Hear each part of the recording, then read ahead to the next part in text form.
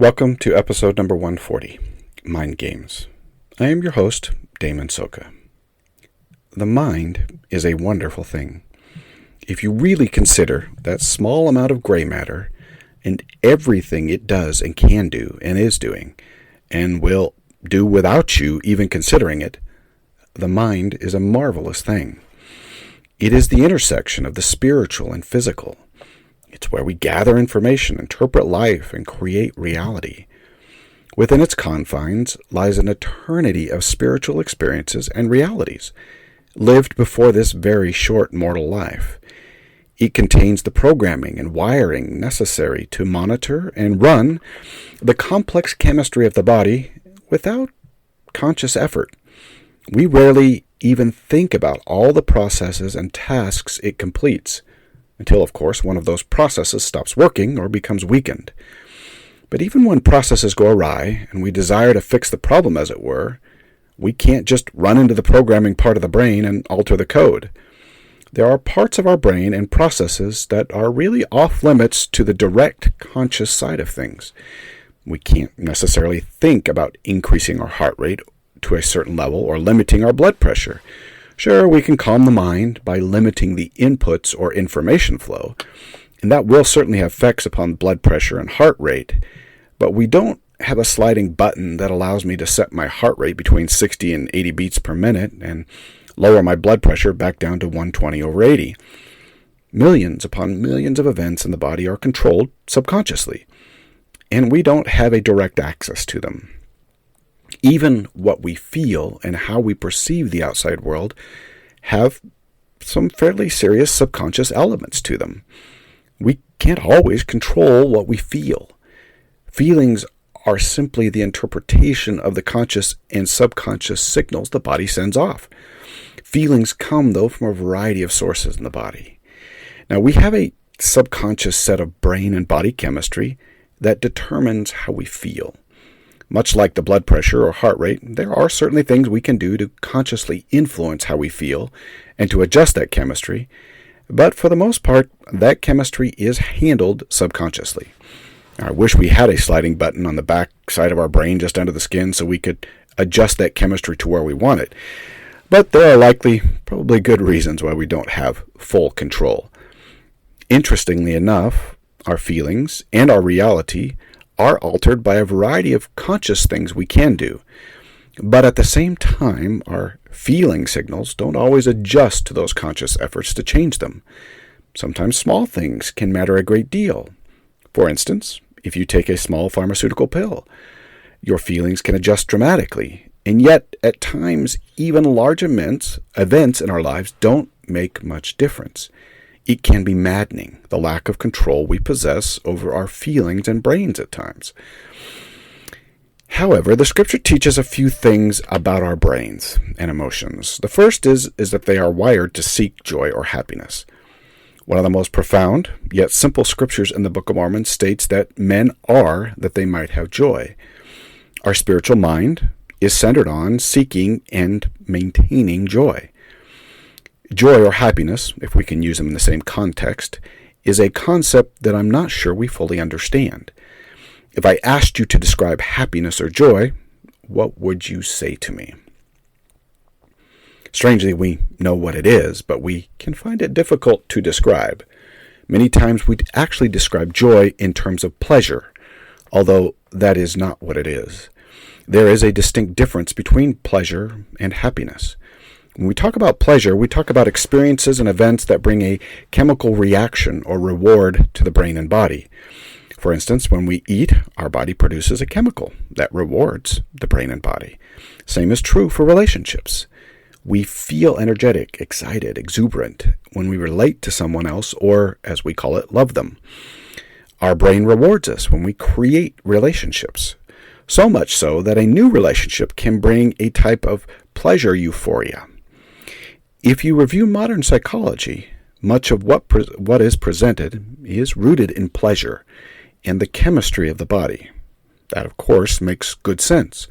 Psychology can really only interpret what it sees, and that is mortality. If we look at the scriptures, or look at what the scriptures call happiness or joy, we find a much deeper, richer, and more complex meaning. It includes pleasure as part of its definition, but what might be referred to as a parsed pleasure, meaning that joy requires that we place limits on pleasure and through conscious means and actions. Pleasure to the extreme is very problematic from many perspectives, but in almost every case, pleasure in excess runs towards addiction and destruction. We can be addicted to anything that provides this pleasure chemistry: food, intimate relationships, external drugs, sleep, exercise, body image, power, popularity, and the list goes on. Addictions are in the most simplistic form of chasing pleasure. I know that makes them sound a little innocuous. If you're chasing pleasure, then you can just stop chasing pleasure, right? But there is another side to pleasure. It's always short term. To maintain the pleasure chemistry, not only must you continually feed the body chemistry pleasure button, but because the body has some limits placed on continuous pleasure, you must increase the dosage, as it were, over time to achieve the same result. In addition to this increase, you cannot just abruptly stop, as pleasure has an alternate side. Once the pleasure chemistry runs its short course, the reward stops, and the removal of the reward chemistry now causes one to fall back into perhaps a more normal chemistry or rebound to the other side of pleasure, which is pain. Pain is worse than pleasure chemistry, and at times even more motivating. Our body desires pleasure, but it is very attuned to avoiding pain. So attuned that we will overcome almost any obstacle to remove or limit its effects. One of the strongest motions in the body is the survival instinct, and pain can even overcome that emotion. That is the basic definition of suicide. However, under reasonable restrictions, pleasure is actually an important part of joy. Joy in the sense of spirituality and the scriptures is an interesting emotion. If you consider what the scriptures teach about joy, joy is limiting pleasure to within strict standards and changing one's nature from self-seeking to selflessness and community. When we review the scriptures in search of how to obtain joy, we find two avenues that run together. The first of these avenues is stated in the second of the great two commandments, to love your neighbor as you love yourself. It is to overcome or limit our selfish pleasures and to consider the community as important as the individual. Pleasure's nature is not selfless. It is doing whatever is necessary to obtain the chemical reward. This prioritizes the individual over the community and almost always leads to detrimental effects, both for the individual and the community. Joy is actually found in the healthy balance of the individual and community. Now, because by our mortal nature we already focus on ourselves and our pleasure, much of the gospel and joy is focused on serving others or the community. Joy is actually found in a healthy balance. The second avenue of joy is found in what we refer to as a loving God, which means that we accept that He has obtained a fullness of this joy, and we commit to learning how to do the same through His guidance and direction. Yes, loving God does mean more, but this is actually a very easy way to approach it. Joy also means that we willingly accept and invite the Lord to change our natures.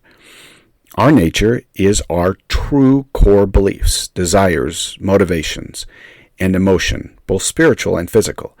It is what motivates everything we do and drives us to action and allows us to make decisions. It is a part of that emotional system of the spirit and body. When we love God, we seek for Him to change our nature to be as He is, with the intent that we will also receive a fullness of joy as He does. One of the most interesting things about the emotion of joy is that it does not rely on short-term chemistry that fades. Because joy comes out of a change of nature brought about by the atonement of Jesus Christ, it remains constant and intact as long as we continue to pursue that healthy emotional balance. When we look at pleasure and joy, We often think of pleasure as emanating from the mortal body and joy from the spiritual body. The truth is that it is probably not the case. Our spirits are likely very similar to our mortal bodies in the sense of pleasure and joy. Otherwise, Lucifer in the premortal life would not likely have taken the selfish journey he did with so many others. His nature was selfish to the core, and that comes of pleasure. While I am not certain exactly how the spiritual body works, considering pleasure, it can be assumed that pleasure is likely to be a part of it, which is actually important to understanding of the spirit world after this one, and how someone could or would not accept the gospel. If the spirit is under similar chemistry pressures, pleasure and joy, as the body is now, then changes in the spirit world would be similar to mortality. Now, there is something important about the pleasure or body chemistry of pleasure. It is very important to our bodies. When the pleasure chemistry goes awry, we find all sorts of problems, one of them being mental illness. This is one reason mental illness and addiction are so interconnected. The pleasure chemistry, within limits, is very important to our overall happiness and joy. We need this chemistry as part of our joy and to keep life in balance. Remember that pleasure chemistry requires consistent inputs, as it is temporary. Also, in the absence of the pleasure chemistry, we experience pain. When the pleasure chemistry runs amok, we experience mental illness, and because that chemistry is part of the emotional experience of joy, we can also feel the loss of joy. In an attempt to alter this chemistry and bring it back into more normal levels, almost every individual use various internal and external drugs, and this creates a dependency upon that drug to balance our pleasure chemistry. And as the body tends to place limits on the consistent use of a particular drug, we have to increase our dosage, and that creates addiction. Addiction, in the sense that it is rebalancing our pleasure system, is actually not necessarily a bad thing if we are working through the process in the correct manner. Let me repeat that. Addiction, in the sense that it is rebalancing our pleasure system, is not actually a bad thing if we are working through the process in the correct manner. For instance, we daily use a supplement or a pharmaceutical to rebalance the system, and we don't do so to excess. This type of addiction is not necessarily a bad thing. Using appropriate substances in appropriate quantities regularly can be termed addiction, but not in the bad sense. Because our pleasure chemistry is out of balance, we will tend towards addiction to counterbalance the problem. The important thing about addiction is to avoid the bad addictions that lead to eventual destruction of the body, spirit, and down the road, the community. Why all this discussion of pleasure and joy? Why focus on understanding this interplay of the forces? Because we often confuse joy and pleasure. More often, pleasure is confused with joy, and that is apparent almost everywhere in our society. The chasing of pleasure has been elevated to worship status. The societies we live in seek and search out pleasure, and we are taught in every form of media that pleasure is exactly what we need to be happy. The truth is, as I have said, pleasure is only a part of joy and must have limits for joy to be fully felt. In order to have joy, which is lasting happiness, we must follow the plan laid out by our Father and Savior. Certainly, there are many who seek to make their own plans and to seek joy in other ways, but the pattern for joy was established long before this earth, and because the laws that govern it are eternal and unchangeable, no matter of searching outside of that pattern is going to create joy. As much as we try the laws of governing pleasure and joy, have already been established, and there is no way for us to change those. Now, this does, however, help us who suffer. Far too often, we spend a great deal of time balancing our pleasure imbalance without considering what we still need to work towards joy. Yes, it takes a great deal of effort and time to manage the pleasure chemistry when we are afflicted with mental illness. But if we focus too much on this chemistry, we will actually end up entirely focused on pleasure rather than joy. And when we focus solely on body chemistries that balance pleasure, we will slowly lose our connection and focus to joy. When we focus on joy, we still work on maintaining a healthy pleasure chemistry, but we are able to avoid difficult addictions and the destructions that come with a solely pleasure focus. What does this look like? We approach daily life with the understanding that even though our pleasure system has gone awry and we are working to bring it into a semblance of normalcy, we need also to focus on changing our nature and balancing service to the community. Because our pleasure system is fluctuating, this focus on joy will certainly vary based on what we are able to accomplish. But the Lord never said that we had to accomplish a certain quantity of service. The quality matters far more than the quantity for the Lord, and He asks that we do what is in our capacity. So this means that we spend time rebalancing our pleasure chemistry through all of the methods that we have discussed in this podcast. And while we are focused and working on that process, we continue to do what we are able to increase our joy. Now, I have met many individuals who have simply given up on joy and have turned their lives entirely to rebalancing the pleasure chemistry. It can feel easier and seem less complicated to focus on that chemistry and on ourselves. Community living, especially within our current society and within a social church, can create stresses and pressures that we will struggle to corral within our mental illness and this chemistry.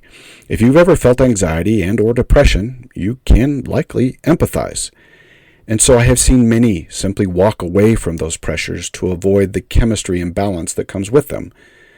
Now, while I agree that reducing those pressures is important to the illness, one cannot walk away from those pressures entirely without walking some distance from the covenants and service that bring joy.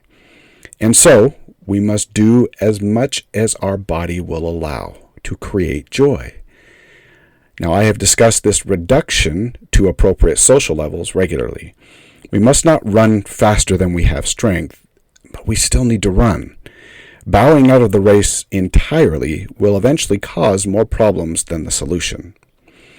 In the end, we must trust that the Lord will provide, even if for the moment it may not feel as though He is there. May you continue to seek joy in your life while you balance the pleasure chemistry. Until next week, do your part, no matter how small, and allow the Lord to do His.